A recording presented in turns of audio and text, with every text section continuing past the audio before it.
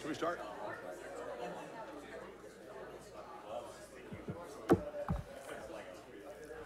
Good morning. So happy to see all of you here this morning, and again, our apologies to those of you who were planning to take Judge Napolitano's course this morning at this time. I'll try to be an adequate substitute, though I have no stories at all about times that John Stossel asked me to take his place on the O'Reilly show, and interesting stories about bumping into Jon Stewart in New York and so forth. But in my lecture on Monday on the role of the entrepreneur, we discussed how entrepreneurship, this act of bringing goods and services into existence by combining and recombining resources under uncertainty, is central to the entire market process, to the market system.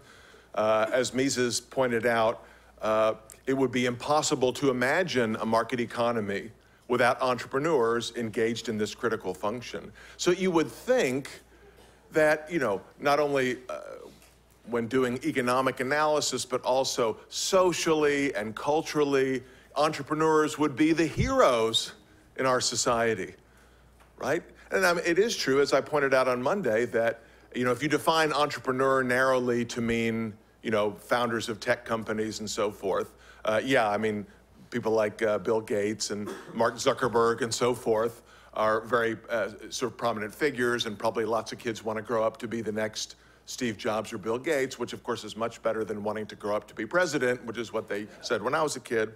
Nonetheless, business people in general are not exactly lauded in all quarters of our society. I mean, it's pretty commonplace to observe that, for example, in popular culture, in movies and in fiction and so forth, the typical villain is always some kind of a business person, some kind of a bad business person, right? You could go back to the Mr. Potter character in It's a Wonderful Life, to Snavely Whiplash in cartoons, and one of the James Bond films that had sort of a media magnate as its villain. But when Hollywood is looking for a stock character to do something really horrible, if you had to guess what profession that villain will, what will be that villain's profession, you're most likely to get it right if you select businessman or business person.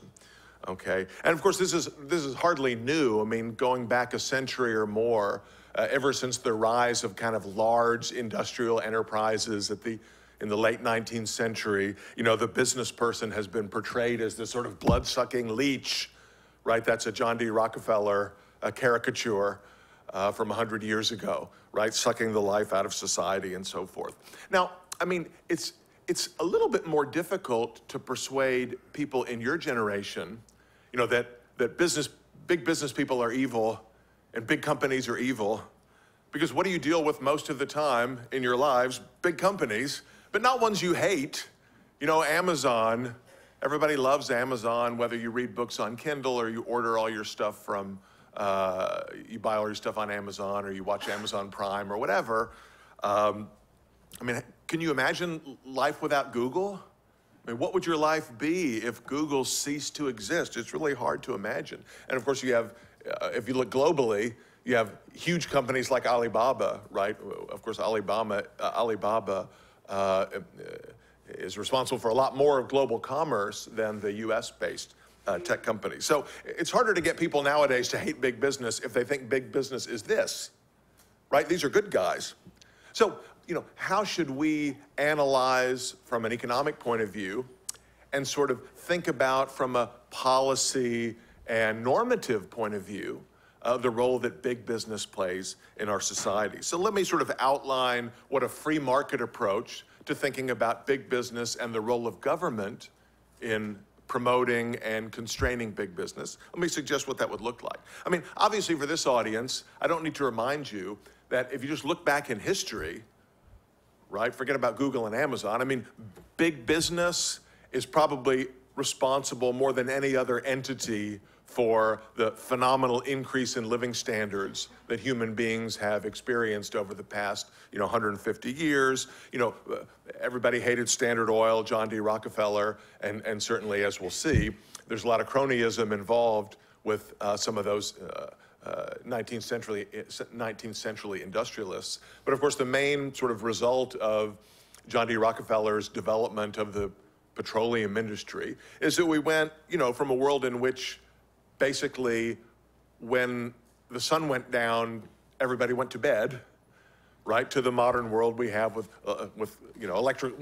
indoor lighting and so forth, right? Just the tremendous gains, tremendous reduction in poverty from 200 years ago to today. It's unimaginable that that could have happened without capitalism, including large industrial enterprise. Just think how much worse our lives would be and would be the lives of people around the world without large retailers like Walmart and so forth. Everybody outside of our circles loves to hate companies like Walmart. It's driving the mom and pops out of business, doesn't pay its workers a living wage, et cetera. But remember, Walmart does not cater to the Elizabeth Warrens of the world. Walmart caters to low-income people, both as those who consume Walmart's products, but also as those who are employed at Walmart, right? Walmart pays better wages in the small rural communities in which it often operates than those of other companies. In a similar way to what Ben Powell was discussing yesterday on sweatshops. And again, Google's a highly profitable company. Google's founders have done quite well financially, but I mean, all around the world, not just in English-speaking countries, right? It's hard to imagine life without Google. So, first thing I would say is, if we're trying to assess the role of big business or sort of the place of big business, how should we think about big business? The wrong question is, well, how big is it? Right? If it's really big, it must be really harmful, and if it's only a little bit big, it's only a little bit harmful, and so forth. Right? So size per se, or profitability per se, or growth per se is probably the wrong question in assessing a company and the role of a company. I mean, obviously, a lot of companies today are huge, right? Amazon had $68 billion of sales this is from 2013. In 2017, the number was 178 billion. All right, so Amazon is a huge company, makes up a huge portion of the retail market, and of course is the world's largest retailer by conventional metrics. Some firms have grown rapidly. You might have seen this kind of thing before. We talk about sort of in the modern era, in the internet era, firms can grow faster, more quickly than they did before. Firms grow more quickly than they used to. It took 68 years for the commercial airline industry to have 50 million users, and it took 22 years for the television industry to have 50 million users, and only 4 years for YouTube and 2 years for Twitter. Of course, what's the fastest of all? Pokemon Go, right? It took 19 days for Pokemon Go to get 50 million users. So look, a lot of firms grow very fast, but we wouldn't conclude anything about benefit or harm to society merely by looking at growth. As I discussed a little bit in my talk on Tuesday, which some of you attended on competition and monopoly, how many firms are in the market is also probably the wrong question. A lot of technology markets are highly concentrated, right? So Google has a very large share of the mobile search market, but very few users of mobile search would believe that they are harmed by that market share. Look at video streaming, right? You have a small number of pretty large players, right? Netflix is being the dominant player, but Amazon Prime and Hulu are on the rise, and YouTube, subscription-based YouTube and so forth. So, those markets are much more concentrated than the stylized, perfectly competitive industry of economics textbooks. But again, few of us would claim that, well, Netflix has really harmed the television and movie industry. I mean, I think the Emmy Awards that were just a couple weeks ago, right? For the first time ever, Netflix produced television shows won more Emmys than those of any other studio. I think it's typically been HBO that's had the most, has won more Emmys than other studios. So Netflix, of course, aside from being a streaming service, Netflix has reinvested much of its earnings from streaming into now being a production studio and producing lots of high quality stuff. I mean, seriously, how much stuff do you watch that's a Netflix original compared to what is produced by, ABC or something? That's mostly garbage, right? What we should be asking, if we want to think about the effect of large enterprise on well-being, we want to understand sort of the nature of large enterprise in society. Better question is sort of, how did big business X get big? Right? Did it get big by pleasing its customers, like Google or Netflix? Or did it get big because it has some kind of special privilege, some kind of monopoly protection or other benefit from the state, okay? So it's kind of there's sort of a good cop, bad cop, or yin and yang, or I don't know what the right metaphor is, but there are kind of good big businesses from that perspective, and not so good big businesses, right? So bigness per se doesn't tell us much. The question is, why are large companies large? How did they get large? Now, within the libertarian movement, there's been a variety of views on this type of question.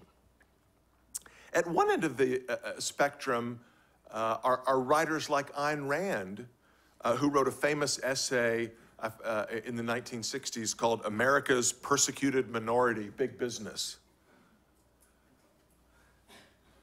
Deliberately provocative title, as was her wont, right? But Rand was very much reacting against this view that I depicted at the beginning, the way big business is portrayed in popular culture. And Rand said, no, look, in fact, if you compare the amount of good done by big business in society with the way big business is portrayed and assessed by the average person, it's, there's a bigger imbalance there than sort of in any other type of person or whatever. That really big business is driving the economy forward, bringing us tremendous gains, and yet big business people are hated, they're reviled, they're ridiculed, and so forth. So I think, I certainly understand the point that she's trying to make, but other libertarians have focused more on cronyism or the benefits that some big businesses have gotten from a cozy relationship with regulators and other officials. So starting in the 1960s, you had a different libertarian tradition. Murray Rothbard was very influenced by the left-wing historian Gabriel Kolko, whose most famous book was on the railroad industry, Railroads and Regulation. But he has a very famous follow-up too called The Triumph of Conservatism, which deals with some additional, applies the thesis to other industries. Kolko's argument was the way that railroads got big in the 19th century was mainly through subsidies and special privilege from state, local, and the national government. If you've listened to any of Tom DiLorenzo's lectures on Lincoln, he often points out that Lincoln, before becoming president, was a railroad lawyer and lobbyist whose primary activity was to get, basically to expropriate land from private owners and give it to the railroads so that they could build railroad lines more cheaply. Rothbard collaborated with a left-wing historian named Ronald Radosh. He was a left-winger at the time, and then he became sort of a neoconservative, on a book called The New History of Leviathan, which applies this kind of framework to assessing various businesses during the sort of Gilded Age and early 20th century, and showing that in many cases they did in fact they grew through special privilege rather than through merit. The book on the Progressive Era that was released just earlier this year This, as you know, I think Patrick Newman talked about this, right? Patrick edited this book based on an unpublished manuscript that was discovered in the Rothbard archives. But it very much takes this perspective that, especially during the Progressive Era, when on the surface the state was reining in big business, what the state was really doing was helping to consolidate and enable certain firms to do better than others, not because they were satisfying their customers, but because they had a cozy relationship with the state. In an unpublished letter written by Rothbard to a friend in the mid-1960s, he said the following. He said, "For some time I've come to the conclusion that the grave deficiency in the current output and thinking of libertarians and classical liberals is an enormous blind spot when it comes to big business. While big business would indeed merit praise if they won that bigness on the purely free market, in the contemporary world," this is the mid-1960s, "of total neo-mercantilism and what is essentially a neo-fascist corporate state, bigness is a priori highly suspect, because big business most likely got that way through an intricate and decisive network of subsidies, privileges, and direct and indirect grants of monopoly protection." Note, this is not a praxeological statement, right? This is a historical assessment. So Rothbard's view in the mid-60s, and this is during this period when he was collaborating with these so-called New Left historians, he said, look, he said, the libertarians I see around me, most of whom were devotees of Ayn Rand and followed and were influenced by Rand's view on big business, Rothbard says that they really are failing to see how in the real world most businesses in our society did not become big through satisfying customers, but through special privileges. In other words, Rothbard was concerned at that time about what we now would call crony capitalism, right? We all know that there is no country in the world in 2018 that has a purely free market economy. It can be confusing, especially to the layperson, because the U.S. economy is often described as, a free enterprise economy. Well, of course, we have free enterprise in the U.S. I mean, you got to define your terms, right? If that means we don't have explicit socialism in the U.S., I mean, that's true. We don't have state ownership of all the means of production. We have a nominally market economy, right? But Mises would call it, we would describe it as a mixed economy, or maybe a neo-mercantilist economy is one adequate description. It's not at the extreme of Germany in the 1930s, as Tom Woods was explaining to us yesterday. But certainly we're far from a free market. But the fact that we use terms like free enterprise or capitalistic or, popular pejorative term nowadays is neoliberal. So critics of the market say that, well, the U.S. and Western Europe follow this neoliberal model, by which it's not clear if they think that means free market or they think that means kind of mercantilism or cronyism. It's not sure, but there's certainly a lot of awareness nowadays of issues with so-called crony capitalism. The mainstream media are talking about it. There's a great book we have in the bookstore by Hunter Lewis called Crony Capitalism in America. There's I don't know if you were watching the movie last night, but it was Gene Epstein who used the term crapitalism to discuss crony capitalism. I don't know this book by Jason Matera, except that it has the title Crapitalism, so it's probably worth checking out. One of Tom DiLorenzo's old friends, Jim Bennett, recently, I think this last year, published a book on corporate welfare called Corporate Welfare that's about cronyism. So obviously there's an increasing awareness and concern with this sort of phenomenon. So what exactly is cronyism, right? What are some ways that government helps big business, which would give rise, legitimize the kinds of concerns that people like Rothbard had in the 1960s? So in fact, there are lots of subsidies, direct subsidies and indirect subsidies that are given to politically connected firms by the state, right? So, there are direct subsidies. Goldman Sachs and other large investment banks function as so-called primary dealers in New York City. I'm not sure if other professors in talking about Austrian business cycle theory went over this point, but when we talk about, we say, well, the Fed buys and sells securities through open market operations. Fed wants to increase the money supply.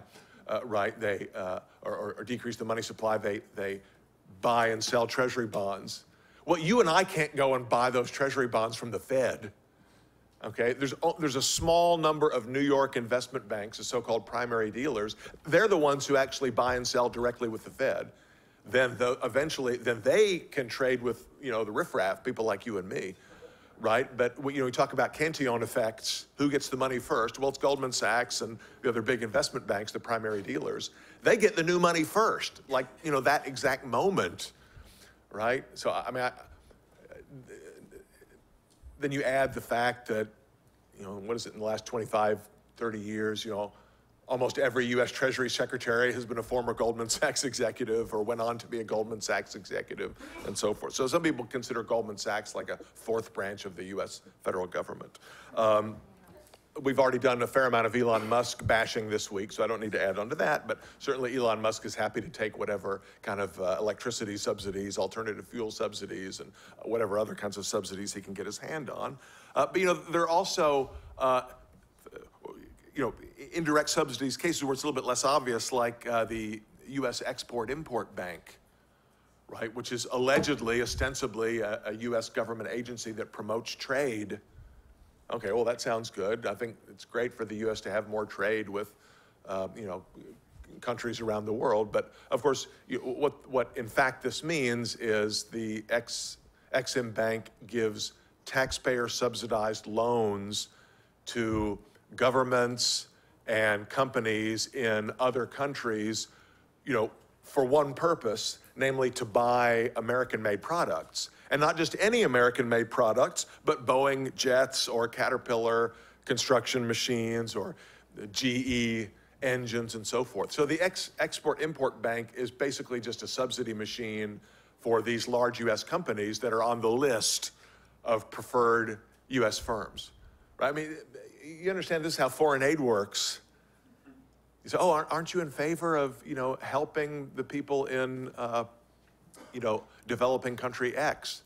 And it sounds like U.S. foreign aid to a developing country is, you know, you see these pictures of the Marines giving out sacks of wheat and all this, and you think, oh, of course I want to help those people. No, I mean, most of U.S. foreign aid is taxpayer money going to the dictator of that country so he can buy some 747s for the state airline. Okay, so clearly these kinds of firms are major beneficiaries of the U.S. taxpayer. And, you know, these firms don't get as much blame as they should for being cronies. And of course, they're extremely well connected. There was a famous, influential U.S. senator in the 1970s named Scoop Jackson from the state of Washington.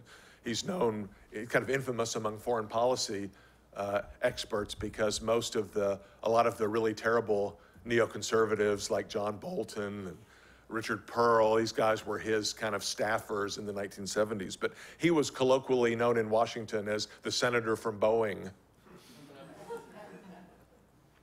Now, there are a lot of sort of indirect, there are a lot of government actions that provide indirect subsidies to certain firms, politically corrected firms, often through the form of what we call raising rivals' costs. It's a bit of a tongue twister. Government action often protects incumbent firms, protects large, successful firms by making it more costly for newer or younger firms to enter the market and compete with them.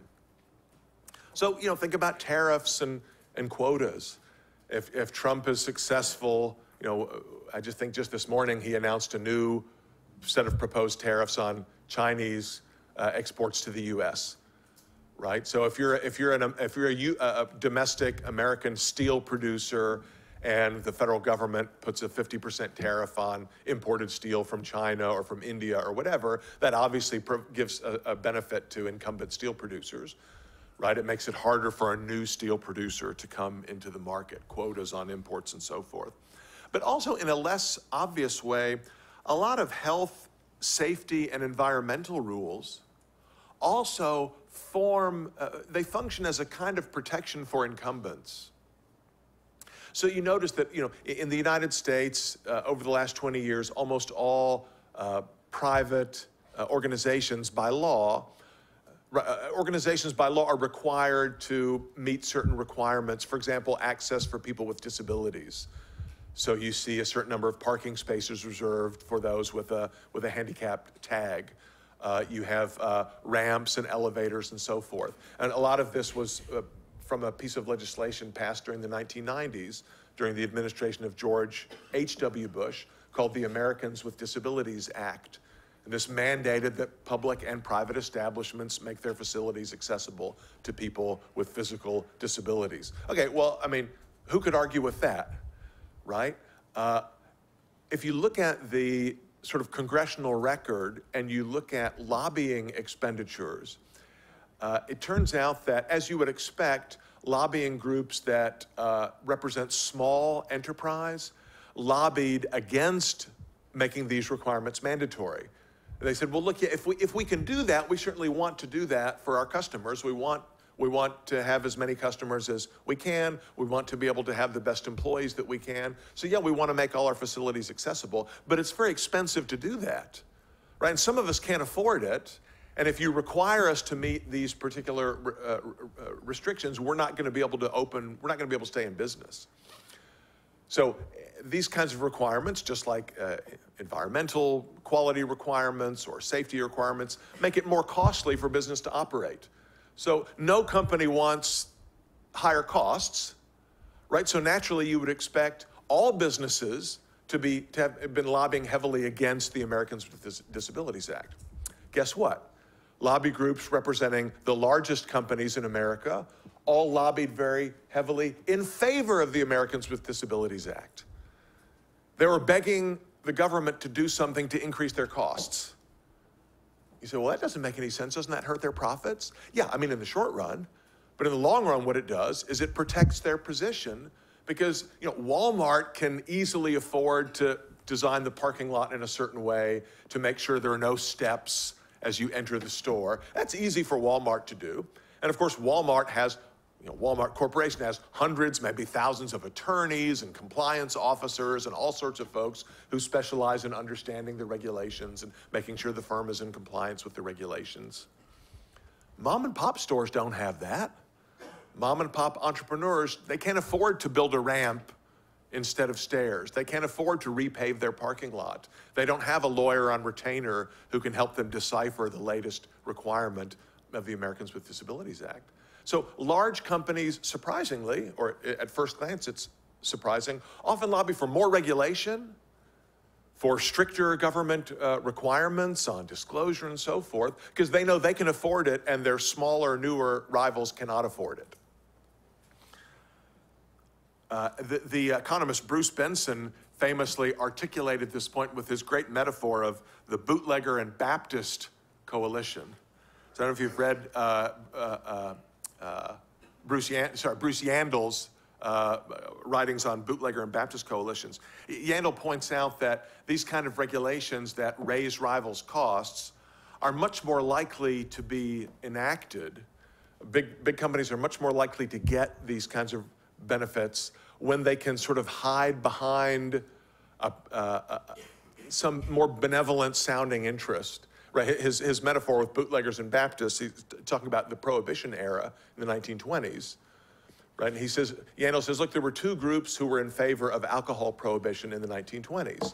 One group that you could call Baptist, quote unquote. He doesn't mean literal members of the Baptist faith, but he means people who believed, said that alcohol should be illegal because it's immoral and unhealthy and it's bad for people, it's bad for society. And indeed, prohibition was publicly championed by different so-called temperance groups that argued that public and private drunkenness was a serious health concern, and people were not showing up for work, and men in particular were not being good husbands and fathers because they were drunk all the time. And so if we ban alcohol, that will lead to a more virtuous and more prosperous and better society. Of course, there was another group that was in favor of alcohol prohibition, right? Namely those who make a lot of money from selling illegal booze, right? The Al Capones and so forth. They loved prohibition. That's what enabled them to grow their empires, right? Just as nowadays, what sorts of groups most strongly oppose drug legalization? Well, there are groups who say, oh, well, marijuana is harmful. You know, we were talking about medical marijuana last night. There are people who say, oh, marijuana is harmful. It has, you know, it's a gateway drug. It has all these negative effects on society. But of course, the drug cartels are terrified at the idea of ending drug prohibition, right? Because that would put a huge dent in their profits. But of course, you know, Al Capone couldn't go on television or radio, as it was in the 1920s, and say, okay, everybody, you know, we really need to keep prohibition in place because I'm making a blank load of money off of it. And if you ever repeal prohibition, you know, that's going to be bad for me. He can't say that. He can't do that publicly, but he doesn't have to if he can hide behind some other group which is making the argument on his behalf, but for different reasons, right? So the claim is not that these two groups are sort of explicitly working together, but that they're both sort of lobbying for the same thing. The so-called Baptist group is lobbying publicly advocating some policy. The so-called bootlegger group is working behind the scenes to get the same policy enacted. You see this today with a lot of environmental legislation. So you have the Sierra Club and Greenpeace and so on talking about greenhouse gases and climate change and the need for electric cars and so forth. But then you also have Elon Musk, you know, working behind the scenes to get stricter regulations on fossil fuels. You have you know, incumbent producers who are trying to get, you know, like factories who want tight emissions requirements on new construction and so forth. So when you have a bootlegger and Baptist coalition, you're more likely to see regulation that is sold to the public as you know, as something that benefits society at large, but is really benefiting certain special interests.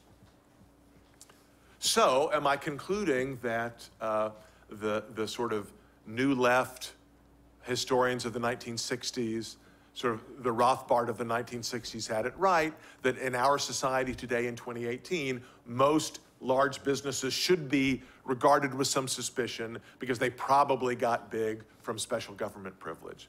Well, not so fast, right? Government also does a lot of things to help small firms, right? There's a lot of government policies that subsidize small firms and penalize large firms. You know, antitrust is an obvious example.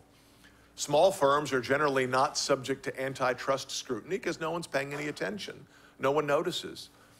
You might have heard that just this week, Google got hit with a huge fine. I think it was a $5 billion fine from the European Union Competition Authority for allegedly, it's very similar to the case that was made against Microsoft in the 1990s. The claim is that anybody who buys an Android handset, a mobile phone with Android, is sort of forced to use Google services, Google Chrome and Gmail and so forth, and that doesn't give providers of rival browsers, Firefox, or I don't know if they make Microsoft Edge for mobile or whatever the other browsers, Opera you might be interested in, that, you know, that those companies are hurt because Google is sort of pre-installing various Google services on its devices, and that's an unfair exploitation of Google's market power in the handheld market. I mean, we talked a little bit on Tuesday about why those are not very good arguments, but the point is, you know, if you're a teeny tiny little mobile phone operator, or you make an operating system for mobile and you have, you know, 0.5% of the market, you can probably do whatever you want, and the antitrust and competition authorities are not going to care, right? Small firms can do lots of these things without drawing any, you know, they sort of fly under the radar screen, so to speak. But once you reach a certain size, then the government starts paying attention. And it's well known in the history of Silicon Valley that until about the mid-1990s, US technology companies were pretty apolitical. They didn't contribute to politicians' campaigns. They didn't do much lobbying. And really, you know, politicians didn't know much about them. Politicians didn't understand the internet when it first came into existence. Who was the guy who talked about, you know, it's a network of tubes or whatever? Some old congressperson had no idea what the internet even was. But as the commercial internet grew and became what it is today, now, of course, government officials see you know, Silicon Valley is a gigantic cash cow, right, waiting to be milked. That actually leads me to another example, or the example of what Fred McChesney, a very good economist who died last year, called rent extraction. McChesney wrote a book called Money for Nothing on this phenomenon. And what he meant by rent extraction was the phenomenon of regulators, elected officials, bureaucrats, and so forth, taking certain actions against successful companies as a way of signaling, hey, you are on our radar screen. We are paying attention to you. Boy, wouldn't it be terrible if something bad happened to your business or your industry, like we shut it down. By the way, my PayPal address is, whatever. Well, I'll be running for office next year, and certainly would appreciate your support. You wonder, if you remember during the 2016 presidential campaign, there was a lot of criticism of Hillary Clinton, how much money she made before she started running for president, when she sat down for the Senate, for speaking fees. Hillary Clinton was making billions, giving talks to Citibank and Goldman Sachs and so forth. So Bernie Sanders and his supporters really hit her hard during the primaries, and even Trump talked about Clinton being in the pocket of Wall Street and so forth. Bill Clinton makes tens of millions of dollars every year in speaking fees. And I remember at that time thinking, okay, I've seen Hillary Clinton give a speech on TV. I've never had the privilege of seeing it in person, but they're not that good. I mean, she's no Andrew Napolitano, and as an engaging storyteller, and she's kind of clunky, and she's got this flat monotone voice, and if she tries to tell a joke or laugh, you can tell that she's a robot, right? Why is Citibank paying her $500,000, for a 20-minute speech or a 30-minute speech? What knowledge could they possibly extract about the financial sector from this? Eventually I realized, no, it's a form of, it's kind of protection money,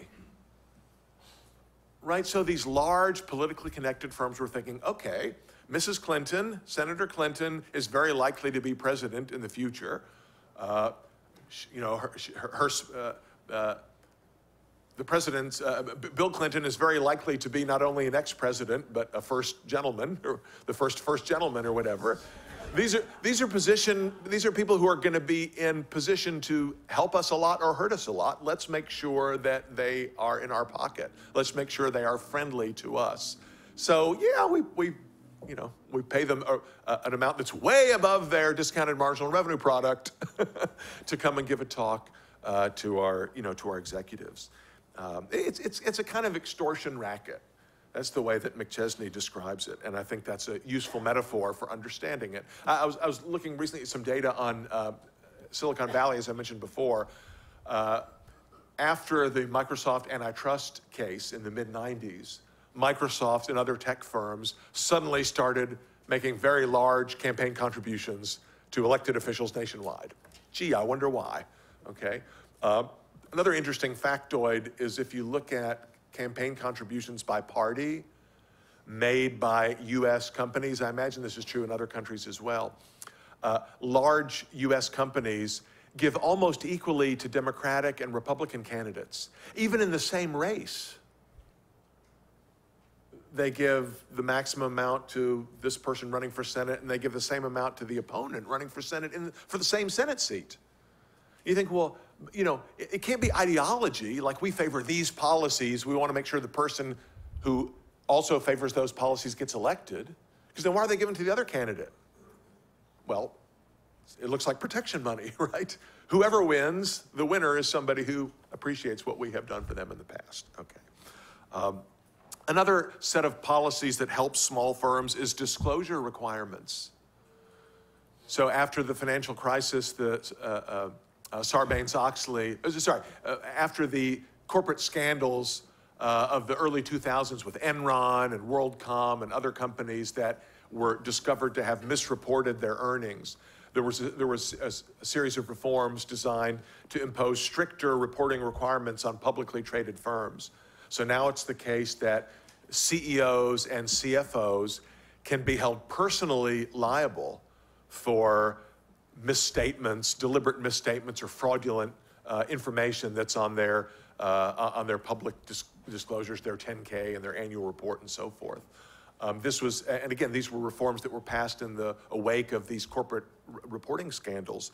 Well, one of the kind of predictable effects of the Sarbanes-Oxley Act, and one that we can now see in the data, is that far fewer firms are going public, having an IPO and being listed on the stock exchange. If you're a privately held company, you don't have to meet these disclosure requirements.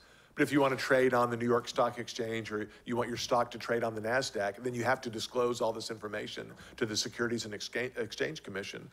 But if access to public capital markets, if access to equity from the stock market is a requirement or a useful ingredient for growth, but becoming publicly listed means you have to disclose all this information to the government, and you could be personally liable for any mistakes, that simply increases the cost of getting big, right? So many more companies will choose to stay small than they otherwise would, so they can avoid having to meet these kind of disclosure requirements. And, we talk about Elon Musk. Well, I guess Elon Musk is a big business person now. Tesla is a large company by market value, and so, SpaceX, his other enterprises are large, although if you look at sales revenue, they're, of course, very small. But Elon Musk started out as a much smaller, his venture started out small. And, of course, there are lots of subsidized programs for small ventures, especially in the technology sector. So many countries, including the United States, have a government agency responsible for doing small business lending. So the U.S. Small Business Administration gives taxpayer-subsidized loans to startup companies, to small companies, companies meeting certain requirements. There are all kinds of development grants for entrepreneurs, taxpayer-subsidized business incubators and accelerators and other organizations that are designed to help certain kinds of companies. And, if you think about it, interventionism per se, right, makes the market economy work less well than it otherwise would, right? So you can look at a whole host of government interventions that kind of retard the division of labor, impose barriers on trade and so forth, as having us kind of an aggregate net harm on entrepreneurs and entrepreneurship, right? So trade barriers, war, state control of education and so forth all make firms less productive than they otherwise would be. Right, and if you assume that entrepreneurs establish enterprises and those entrepreneurs who are skilled over time will develop more expertise, they'll be able to accumulate more capital, they'll be able to hire the best workers and so forth. Well, in the mixed economy, that process doesn't work as well because our economy is, way below potential because of all the features of what Mises called the hampered market economy. So just the mixed economy per se imposes a kind of an indirect tax or cost on productivity, which hurts large companies that through economies of scale and learning by doing might otherwise be a lot larger than they currently are. Okay, let me just make a few brief remarks before we wrap up about the corporate form specifically. Right, so I've just been talking about large companies, and with a few exceptions like Sarbanes-Oxley, not specifically about corporations versus non-corporations. But that tends to be a big issue in many libertarian circles. There's sort of a view that you see in some of the free market literature that, yeah, maybe it's fine for companies to be big, but the corporation per se is kind of suspect because corporations are established by law, and when you are established as a corporation, you get limited liability for certain kinds of harms that are done by the firm, and it is held by some people that this is kind of itself an artificial state privilege, that limited liability is a grant from the state, and that corporations per se get a kind of state benefit from being incorporated and being held to limited liability. Roderick Long and I can't believe it's been 10 years ago now, had a little online back and forth on this where Roderick was arguing that large firms and corporations in particular get a bunch of state benefits, and I was arguing that they don't. Roderick's point was that in a truly free market, we really wouldn't have any big companies. we'd have sort of mom and pops and worker-owned cooperatives and all kinds of other kind of village enterprise and so forth. And I was challenging Roderick on that point. You can Google this and find it. But just to summarize a couple of the points that I made there, I mean, certainly it's true that the corporate form of organization does provide certain kinds of organizational benefits. Otherwise, why would anybody do it, right? So there's certainly some tax benefits to incorporating, right? If the corporate tax rate is lower than the personal tax rate that you might pay if your enterprise were organized in a different way, then it makes sense for you to incorporate. And I'm certainly in favor of individuals and firms paying lower taxes. What about limited liability? So I think it's important to distinguish here among two different types of limited liability. So limited liability can apply either to relationships between the firm and its creditors, or relationships between the firms and individuals who might be harmed by the firm through some kind of a tort. So the creditor issue is easy to solve, right? If by limited liability we mean that I have a venture, I incorporate, I incorporate as a limited liability company. If my firm goes bankrupt, then the assets will be partitioned off and sold to the bank or debt holders or other people who have lent me money, right?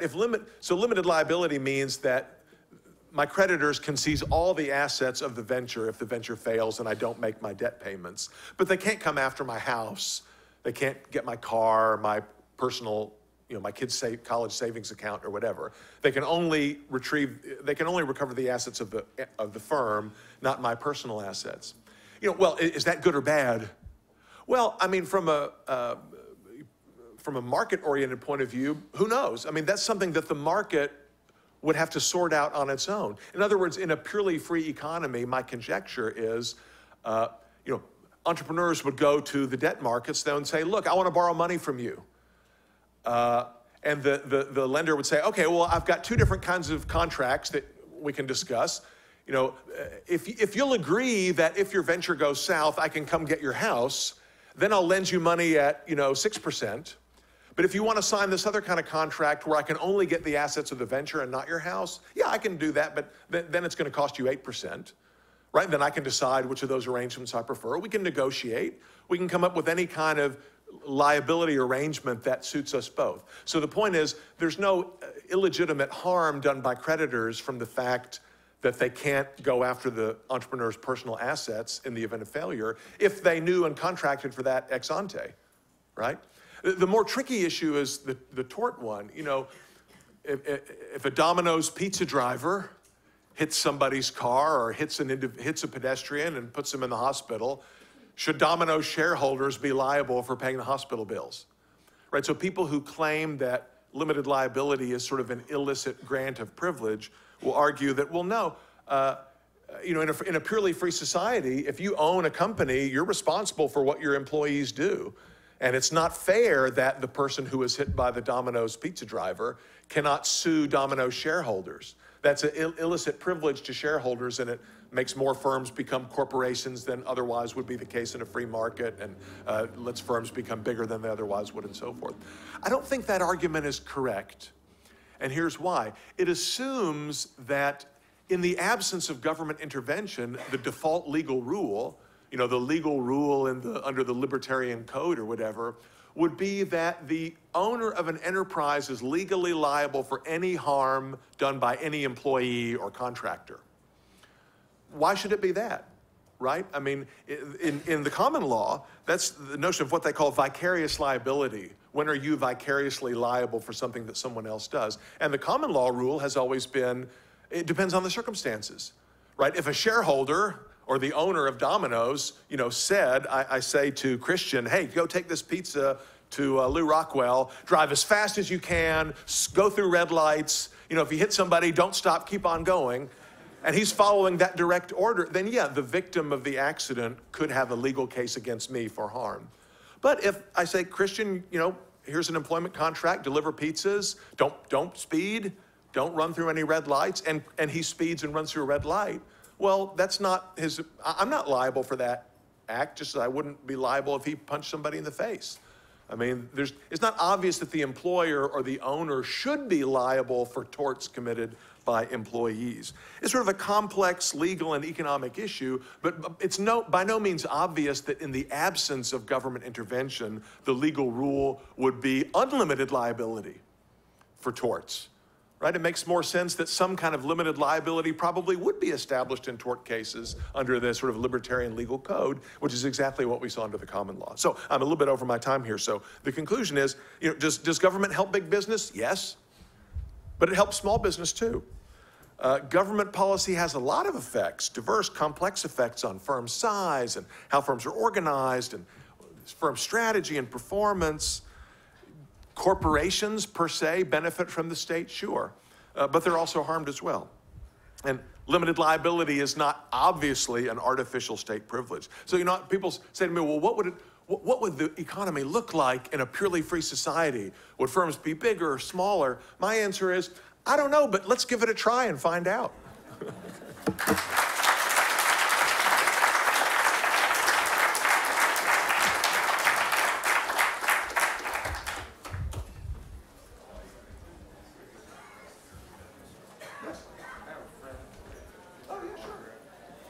What's your friend's name?